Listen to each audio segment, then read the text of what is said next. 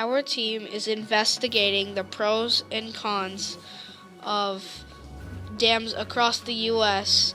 and how we can prevent the destruction it makes or just stop it.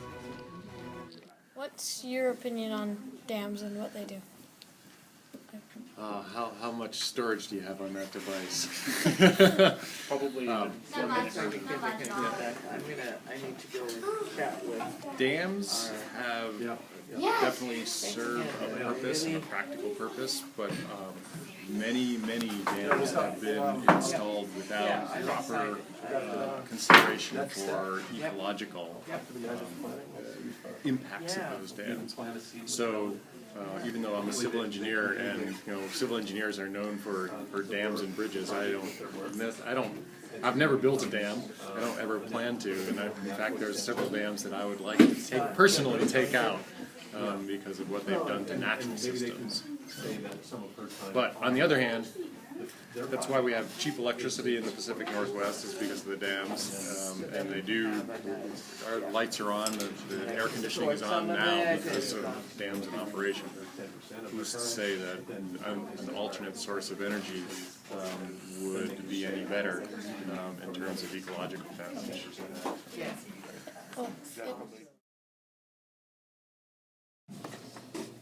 We will now be talking to Ernie Rasmussen about his opinion on the dams and how they affect the land. And what he's mainly talking about is how the dams destroy the cultural land and what they could do to kind of fix it. And I will.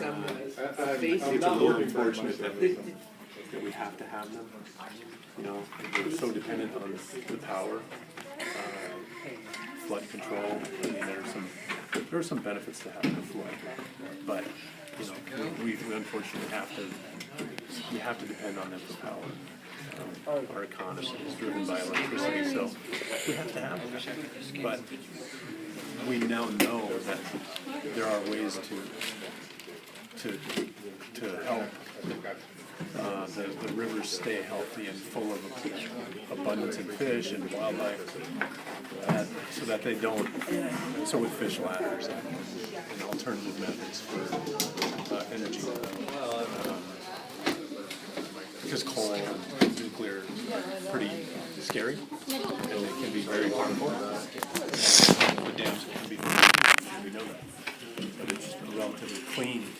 So it's unfortunate that we have to have them, but let's hope that they become more efficient and we can learn how to make them more productive for everything that lives within that water. Done? Now Laura Lamadia is going to talk about the dams and erosion.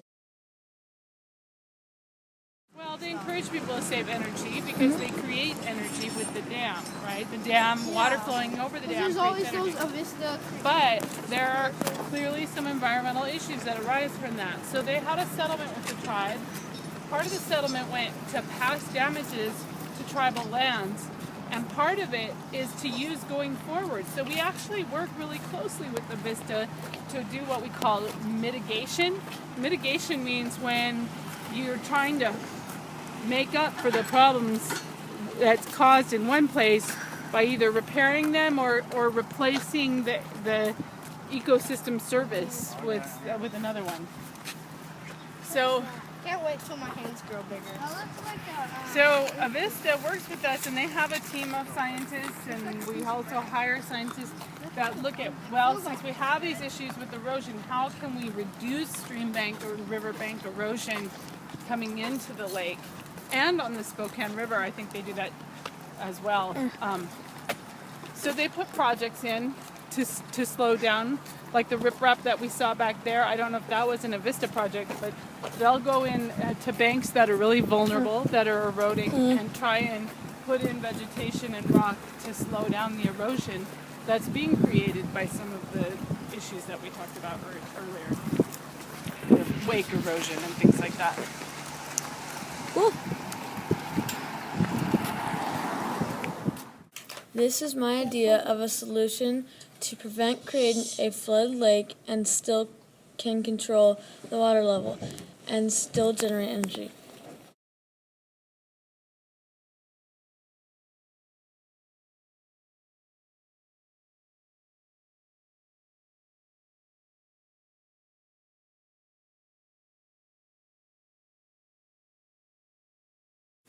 This is my idea of a solution to prevent.